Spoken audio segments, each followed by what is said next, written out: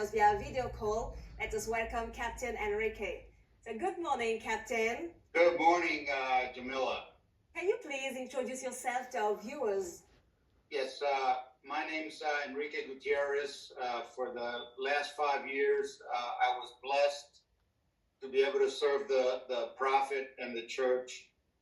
It was a great blessing to my life and my family's life. I thank God for every second that I spent with him. So Captain Enrique, tell us, what do you do for a living? What is your profession? I'm a professional pilot. I'm a Gulfstream pilot based in the East Coast of the U.S. That has been my profession since I was 18 years old. That's the only thing I know how to do. They say the definition of a pilot is too lazy to work and too scared to steal. So that's what I am. I'm a pilot. So as a pilot, how did you first encounter the man of God, Prophet T.B. Joshua? You know, that's a good question, Jamila. I asked myself, I asked all the disciples that were associated with him prior. I asked, how did I come to be here in Nigeria, in Lagos, for Synagogue Church of All Nations? And they never gave me an answer. I did not seek out the position. They said it was a blessing.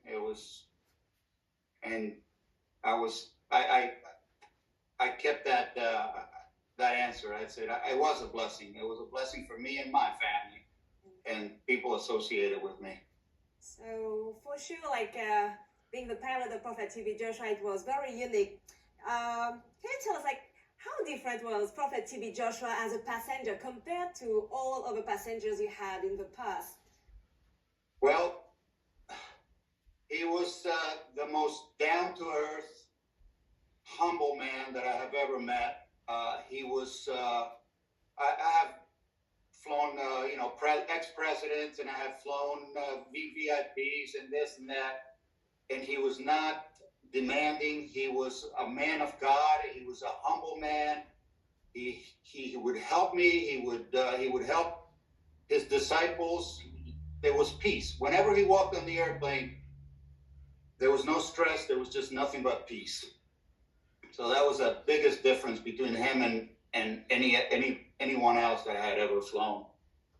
So that's really amazing. I'm happy to hear about it. And I wanted to know, I know that you've been to the Synagogue Church of All Nations, you came there to worship, and you've listened to many teachings of the man of God. And how has his teaching impacted your life, your career, in general?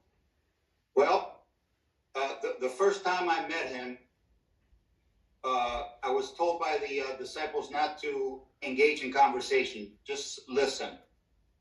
And he brought up. He asked me about my family. My family, we come from farmers, dairy farmers on my mother's side, and farmers from Cuba on my paternal side. And I told him a little bit about, how my father's side of the family lost everything. And then he asked me if I had hate. And I told him, I can't hate them. And at the moment, I had resentment from everything they took away from us. And then from being with him and associated with him, I learned to leave resentment and grudges and put that aside and just forgive people, just like he did. So henceforth, I've tried to, whenever I get myself in a situation, I would ask myself, what would T.B. Joshua think of my actions? And it has helped me throughout these years that I've been associated with him. It's changed my person. I can say that the Prophet T.B. Joshua was a really good counselor and a friend to you. And what is the most profound moment you've shared with him and that you cherish the most? The first time we shook hands, there was a deep bond between him and I. I was a little hesitant going to Nigeria, not knowing. I knew nothing about stone. I knew nothing about the prophet. I knew nothing. The second we shook hands, a peace came over me, and it just said, you're fine. You're where you're supposed to be. you're at peace. And that moment we had a deep connection. I'll give you a few examples. I would be somewhere in church, walking around, praying, and all of a sudden I would get this feeling. It was like it's tough to explain. It was like a warmth. It was a warmth that would touch you. And all of a sudden I would look over I knew exactly where to look. I would look over my left shoulder or my right shoulder, and he would be there. And I said, that's just a coincidence. He's always in church. He's always blah, blah, blah. So we were in Israel one time, in the Holy Land, and we did not stay at the same hotel as the prophet. I stayed in Tel Aviv. He was staying, I believe, in Jerusalem. And I went on my own. I went to see the holy sites, and I'm on my knees and I'm praying. And I feel that same warmth. I feel that warmth, and that it's like a power that comes into you. And I felt it on my back, and I said, my goodness, the Holy Land, there's a Holy Spirit is here. I feel it. And then I was very moved. I was praying, and I was very moved. And we went about our business. Now we're walking back to the bus station, and I have that feeling again. And I said, "Whoa, what's going on? This place is a magical, holy place." So now we're walking. It's a pretty good walk from the holy sites to the bus station, and it was very warm.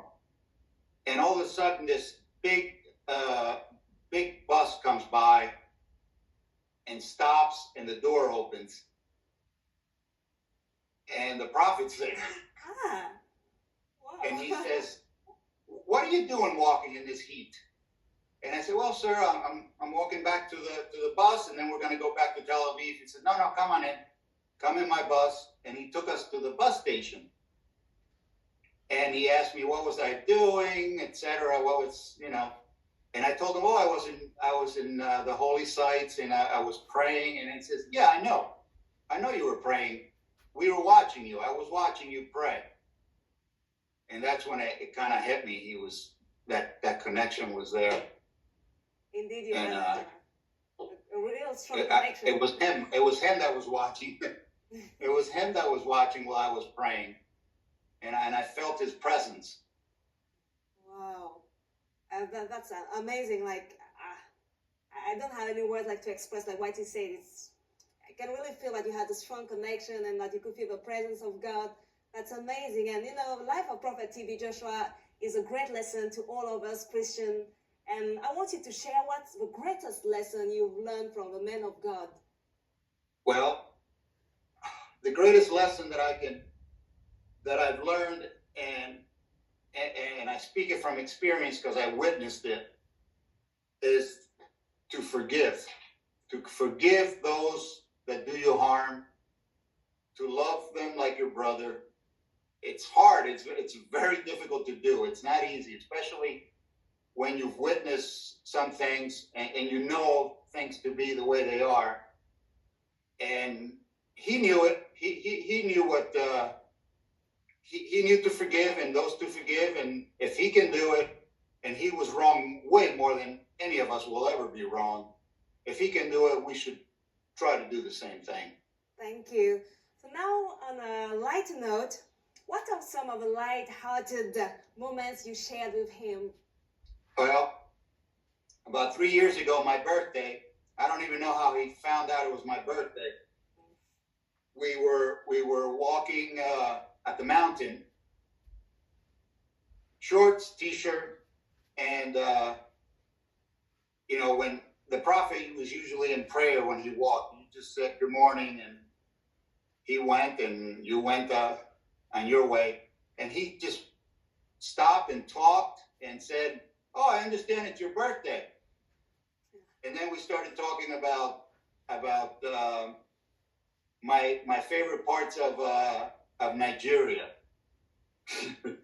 And I told him, he asked me, "Is Lagos your favorite?" I said, "No, sir. Lagos is not my favorite part of Nigeria.